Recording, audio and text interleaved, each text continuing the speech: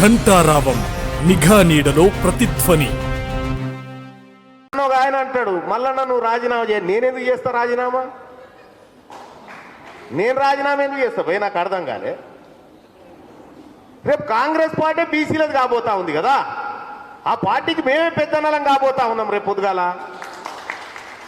సరే ఆర్ కృష్ణన్ అంటే ఇటువంటి మనిషి అవసరం.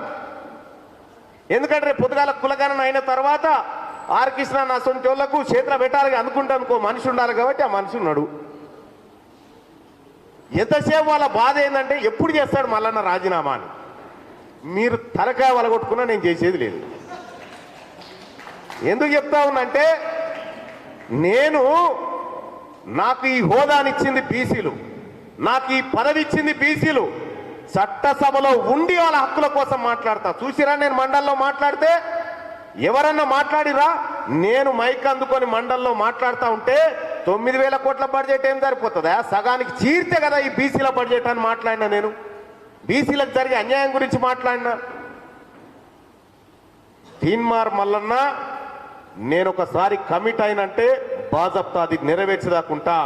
2028లో బీసీ ముఖ్యమంత్రి రాబోతా ఉన్నాడు.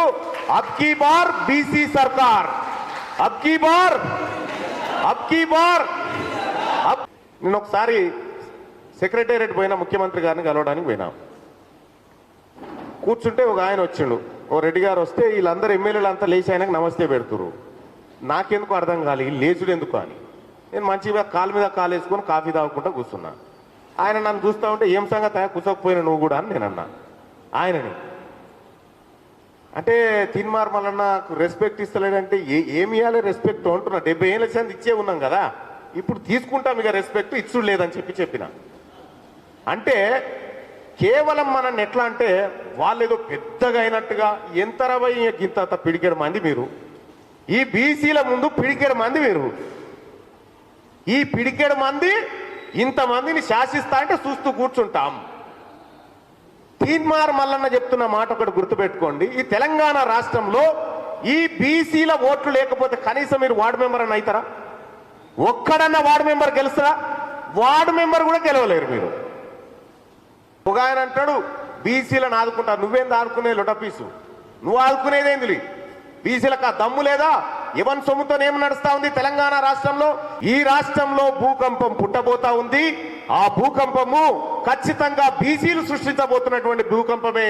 ఇక్కడ బీసీలో ఉన్నటువంటి రాజకీయ నాయకులకు కూడా చెప్తా ఉన్న డ్రామాలు బంద్ చేసి సప్పుడు యొక్క ఈ బీసీలు పిలుస్తా ఉన్నారు, ఈ జాతి పిలుస్తా ఉంది, ఈ ప్రజా సంఘాలు పిలుస్తా ఉన్నాయి, ఈ నేతలంతా పిలుస్తా ఉన్నారు. వచ్చి వీళ్ళ మధ్యలో నిలబడి వాళ్ళకు మద్దతుగా నిలబడు, లేకపోతే ఈ చరిత్ర క్షమించదు.